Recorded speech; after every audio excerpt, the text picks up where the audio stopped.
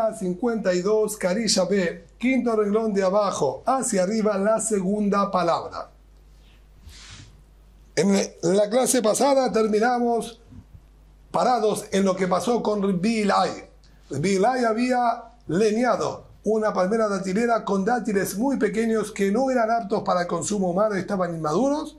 Y la Gemara explicó que él pudo hacer esto, ya que no está echando a perder frutos, pues al estar completamente inmaduros y pequeños, no tienen consideración de frutos, como dijeron los Jajamim con respecto a las uvas pequeñas. Habíamos encontrado una discusión entre Rabbi Yossi y Jajamim, si las uvas pequeñas son considerados frutos o no. Rabbi Yossi dijo son frutos, Jajamim dijeron que no es considerado frutos. Entonces, de la misma manera que las uvas pequeñas no eran fruto, así también dijo la Gemara, los dátiles pequeños inmaduros tampoco son considerados frutos. Sobre esto, la Gemara tiene lo que objetar y nos dice: Matkif la Rab Shimi min Yehardea. Cuestionó Rab Shimi min Yehardea esta respuesta que dio la Gemara. ¿Cómo podía ser que Rabbi Ilai podó y leñó esta palmera datilera? O mi peligra para el Biosí, Beshiar y Lanot. ¿Acaso los Jajamim que le discutieron a Rabbi Yossi, es real que le discutieron y dijeron que la uva pequeña no es considerada una fruta? ¿Acaso esos Jajamim que le discutieron a Rabbi Yossi le discuten en las demás frutas? La discusión de ellos se centra solamente en la uva pequeña inmadura, no en las demás. Beatnan, nosotros estudiamos, y aquí que nosotros estudiamos ahí mismo en el tratado de Shevi'it,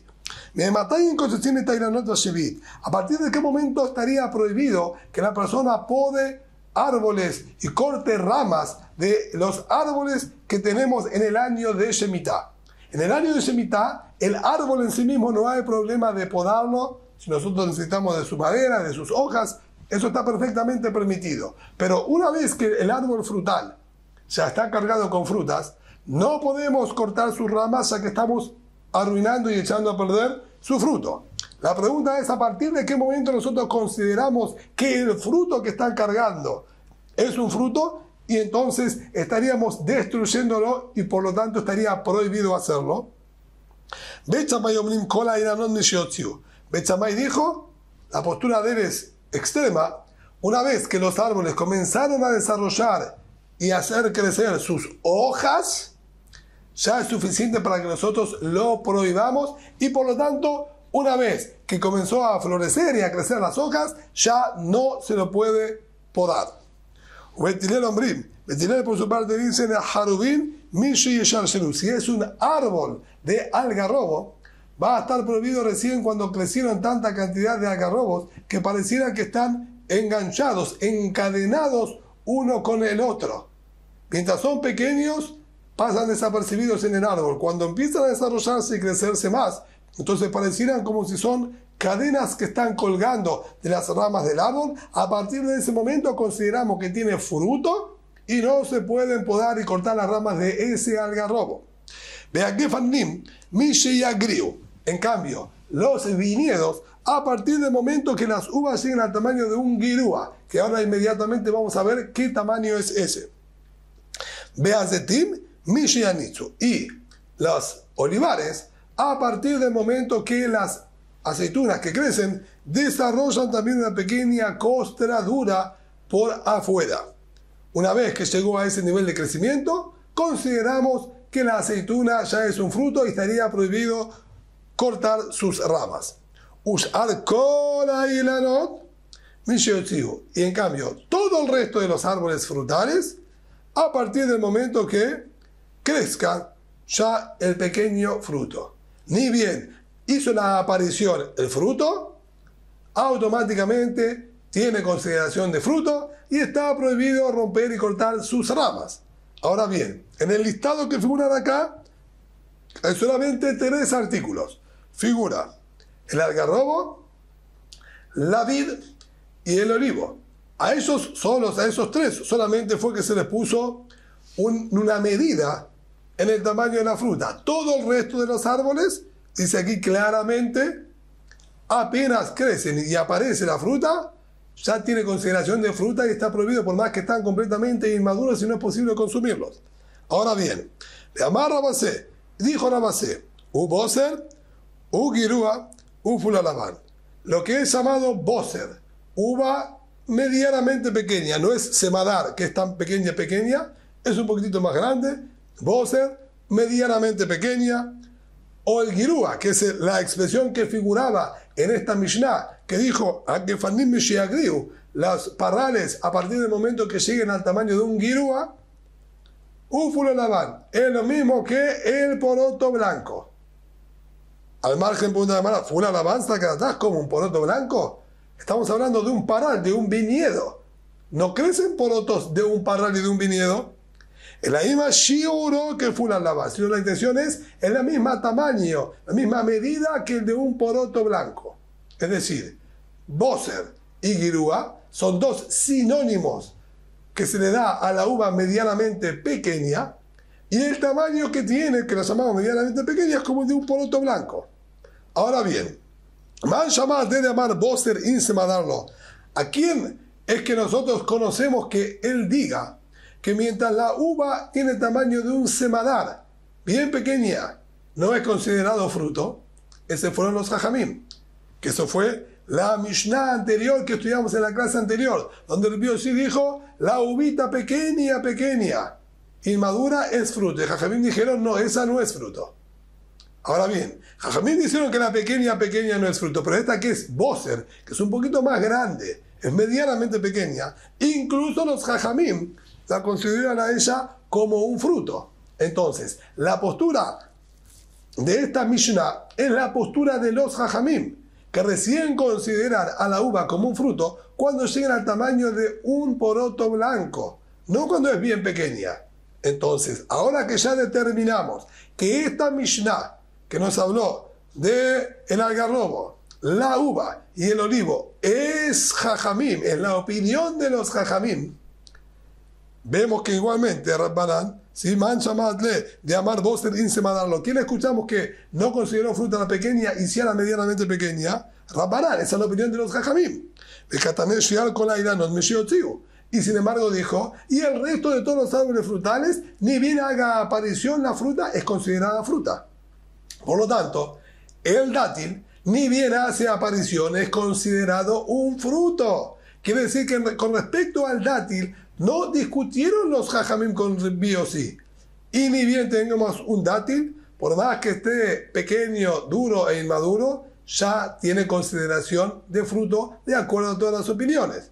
Entonces nuevamente vuelve la pregunta que hizo el Talmud, Arbilay, que vimos en la clase pasada. ¿Cómo es posible entonces que Arbilay leñó esta palmera dátilera en el año de Shemitah, teniendo ya pequeños dátiles?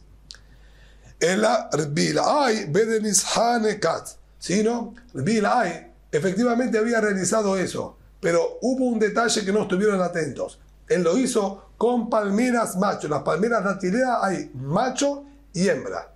Los dátiles que nosotros consumimos son de las palmeras hembras. La palmera macho también desarrolla unos dátiles, pero son dátiles que nunca se desarrollan y crecen y nunca terminan de madurar.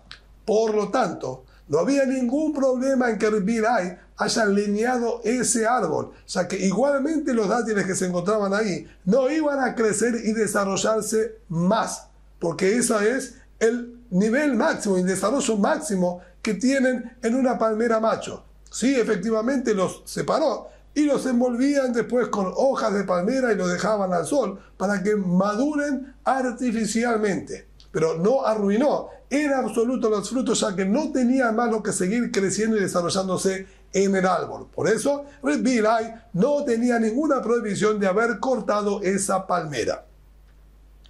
Tanu Rabbanán. Dice ahora la Gemara, Ochlim ba'anavim ashichlut delayot shel ojal.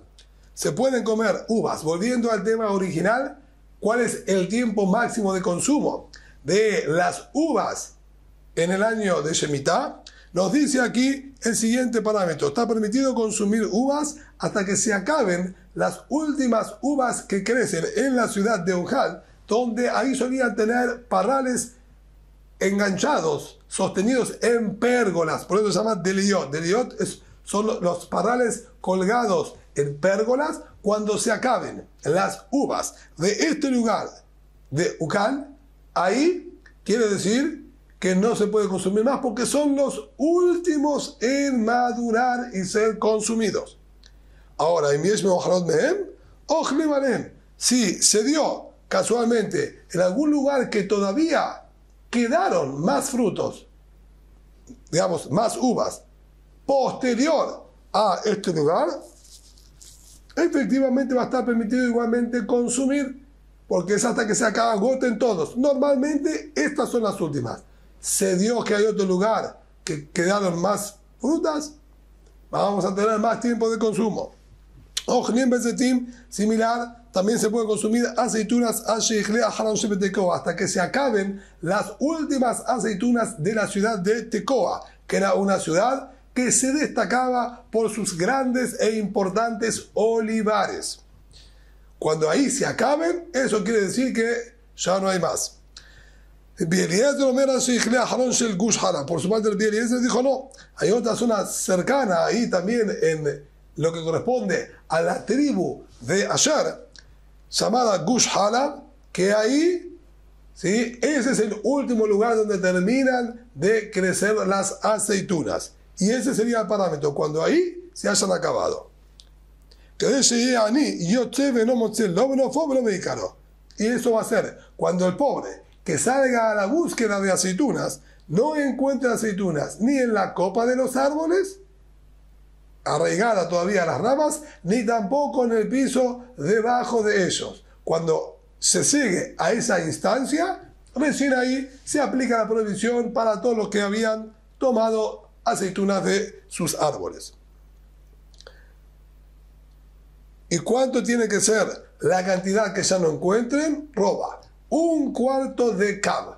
Es decir, si encuentran 1, 2 o 3 aceitunas, eso no es un parámetro para decir, sí, todavía hay uvas. Tiene que ser que el pobre haya ido al lugar y no llegue a encontrar en total 1/4 de cab, que no es una medida muy importante, serían apenas unos quizás 60, 70 gramos aproximadamente, no mucho más. 344 centímetros cúbicos aproximadamente, sería como un frasquito, unas quizás 20, 30 aceitunas. Si no llega a encontrar esa cantidad, ahí es que nosotros permitimos.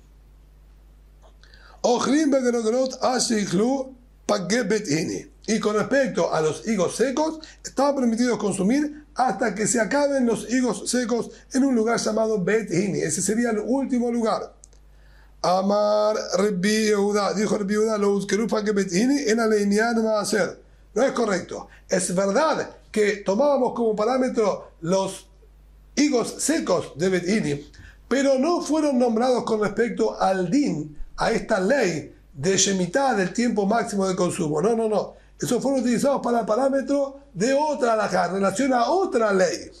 Para que Bet Hini vejahine de Tubina, los higos secos de Bet Hini y los dátiles de la ciudad de Tubina, hayavim bemaser, están obligados sus dueños de tener que sacar los donativos y diezmos correspondientes. Sobre eso fueron nombrados los higos secos de Hini, que tenían una característica de no ser quizás tan buenos y tan importantes, y había quizás lugar a pensar que no hay obligación de diezmarlos, etc. Sobre eso fue aclarado que sí, pero no en lo que respecta al tiempo máximo de consumo de las frutas de Shemitah.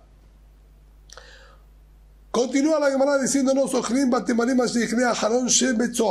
se pueden consumir dátiles hasta que se acaben los últimos dátiles en la ciudad de Tzoar. Esto lo vimos anteriormente, era de la zona sur, de la zona de Yehudá, del territorio de Yehudá, mientras en Tzoar hayan dátiles, se puede consumir en toda la zona sur. Ese suele ser normalmente el último lugar donde se acaban los dátiles. Rabbi Shimon ben Gamliel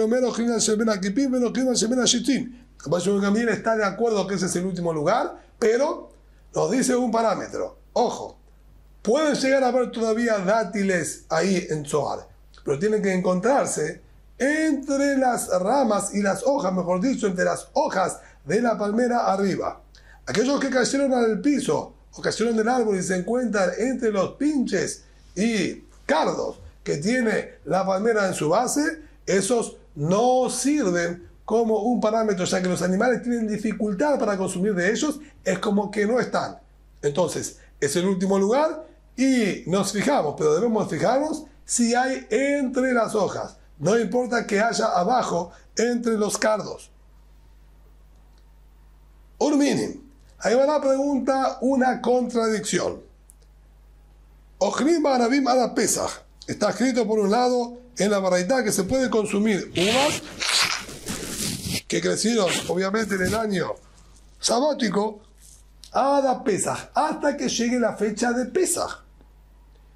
Vez de Timada Aceret, aceitunas hasta que llegue Shavuot.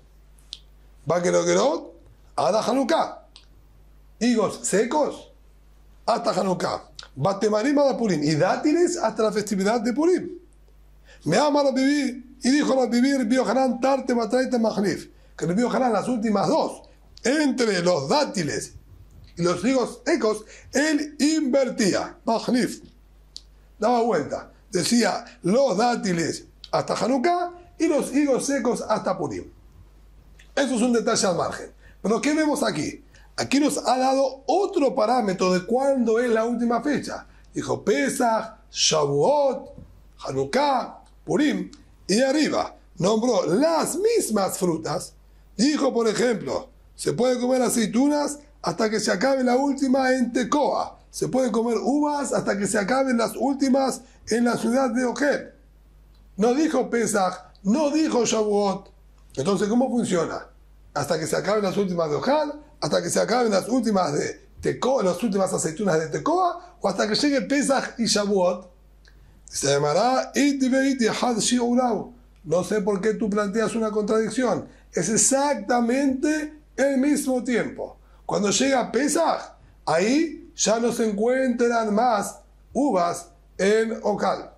Cuando llega Shavuot, ahí es cuando se acaban las últimas aceitunas en Tecoa. Son exactamente el mismo momento. Aquí fue dicho en base al calendario y en la Beraitá anterior fue nombrado en base a los lugares que servían como referencia, pero estamos hablando exactamente del mismo periodo de tiempo. ¿Me iba y Tima? Y si no, puedo contestar aún más fácil. Ya fue aclarado anteriormente que eso que yo dije es un parámetro general, pero si has encontrado que quedaron más tiempo, también está permitido. Y aquí estaba hablando que aparentemente cambió un poco el clima o las condiciones y se tuvo que dar otro parámetro, pero no es contradictorio a lo anterior, ya que anteriormente también aclaramos que de extenderse el tiempo, ¿sí? Porque había más, se lo extiende también. Tania, Rabban Shimon ben Gamliel dijo, sin mal le haré milim, una señalización de que nosotros nos encontramos en un terreno montañoso. Este fruto llamado milim, que es una especie de baya o uva que crece en los árboles, del cual producían la tinta. La tinta negra la producían de manera de un producto vegetal llamado milim. Si crecen estos frutos, es una prueba que nos encontramos en una zona montañosa. Simalamakim de Kalim, que nos encontramos en un valle, es la existencia de palmeras. Es característico de los valles de Israel el crecimiento de palmeras. Simalanahalim Kalim, una señalización que estamos en una zona de ríos y arroyos, es la presencia de cañas, cañaverales. Simbala Shefelá Shikma. Y una señalización de que estamos en una llanura son los Shekemim, una especie de cedro. Si bien no tengo una reayá, una demostración contundente de lo que acabo de decir, que en una llanura tienen que estar este tipo de cedros, hay un indicio en lo que está escrito en el Pasuk. Puso el rey, ahí está hablando con respecto al rey Shlomo, él transformó de alguna manera la economía del país, haciendo que el material plata, el metal plata, se encontraba en Jerusalén Kabanim, como si fuesen piedras de tanta abundancia de plata que había. Betarazim, Natanka Shekemim Hashem Shefilá. Y los grandes robles se encontraban en cantidades Kashekemim Hashem Shefilá, como estos cedros que se encuentran en la llanura. La rob, en grandes cantidades. Donde vemos entonces entre líneas que suele haber en las llanuras este tipo de árboles. Ahora bien, ¿qué intención tiene el Tatá de transmitirnos e informarnos cómo yo puedo tener una noción si estoy en una zona montañosa, en un valle, en una llanura? ¿Qué sentido tiene esta información? Simal Learim Mirim, Simal Amakim de Karim. Lo que dijo, por ejemplo, la manera de poder distinguir que es una zona montañosa por este fruto que se producen, que fabrican la tinta, o los valles porque hay palmeras datileras. Nafka minale bikurim. Eso, nosotros de aquí tenemos una enseñanza. Y sí, nos interesa saber cuál es la zona para la halajá de bikurim, la mitzvah de las primicias. La Torah nos dice que, la Mishnah dice ahí en el tratado de bikurim, no se trae primicia sino solamente de las 7 especies con las que fue bendecida la tierra de Israel. Así aprenden de los Pesukim, que está escrito Eres, tierra, tierra, cuando habla de la mitzvah de las primicias, de los frutos de tu tierra, y por otro lado está escrito Eres Hetaus Orá, una tierra de trigo, cebada, etc. Aprendieron por la misma palabra Gezerá Shavá. Lo que está escrito aquí se aplica allá, que cuando habló de los frutos de la tierra se refiere a los frutos con los que fue bendecida la tierra de Israel. Y así como allí está hablando de los frutos con los que fue bendecidos, que son de los, obviamente, la bendición, son los mejores frutos, entonces también para la mitzvah de Bikurim, para esta orden que tenemos, este precepto de las primicias, tenemos que tomar de los mejores de los 7 frutos. Y ahí dice la Mishnah, Velo mitekalim shebearim, no sirve traer dátiles que hayan crecido en zonas montañosas. Esos no son una buena calidad de dátiles. Los dátiles de buena calidad son los que crecen en los valles. Por eso, yo necesito saber si esto es un valle o si es una montaña. Si yo veo que crecen estos milín, quiere decir que estoy en una zona montañosa y por lo tanto los dátiles que crezcan aquí no son aptos para cumplir con el precepto de las primicias de Bikurim. Melomi aquí. Lo mismo los otros frutos, sean el higo, sean las uvas, etc., deben ser Velomi aquí, no de zonas de valles. Los frutos que crecen en el valle no son buenos. Por lo tanto, no servirían tampoco para el precepto de Bikurim. Por lo tanto, es importante que nosotros sepamos distinguir qué es un valle y qué es una zona montañosa. Simbal Nahalim Kalim, y cuando dio el indicio, la señalización de un Nahal, de un arroyo, de un río, a través de los cañaverales, ¿qué incidencia tiene en la ley? Naminale Nahal etal. Eso se aplica para la ley de la Egla Arufá, aquel cadáver que se encontró en las afueras de la ciudad, que fue asesinado. La Torah exige que los sabios y los Kohanim de las ciudades de alrededores tengan que tomar mediciones de qué ciudad se encuentra más cercano a ese cuerpo y tienen que dar una especie de capará, una especie de perdón por no haber acompañado, no haber protegido a este viajero. Y la Torah exige que se traiga exclusivamente una ternera y se la desnuque al lado de una zona de ríos. Por eso me sirve esta información para poder discernir que estoy en una zona válida para traer este animal y desnucarlo como pide la Torah en ese tipo de zona. Simala Shefela Shigma, y cuando dio la señalización de cómo poder discernir una llanura a través de este tipo de cedros, eso sería para lo que es compra y venta. Si una persona estaba interesada en comprar una llanura, terrenos que están en una llanura, el compañero le dijo, sí, yo tengo en la llanura, le vendo tantas hectáreas. Si no se encuentran en esa zona, Shekemim, este tipo de cedros, quiere decir que no es una llanura y la venta se puede retractar. Y por lo tanto, hashtag de Atit Leaji. Ahora, en esta última situación, a la que pudimos determinar la única incidencia que le encontramos es a nivel comercial, si es lo que dije que estoy vendiendo o no, también todas las demás señalizaciones que hablamos para poder discernir un valle, una montaña, una zona de ríos, etc., también se puede explicar que la intención en informarnos eso era con una incidencia en lo que es la parte comercial de compra-venta de inmuebles. Compró en una zona montañosa, compró en una zona de valle, para poder asegurarnos que es real, que se encuentra en esa zona, tenemos para discernir estos indicativos que dijo aquí la Gemara.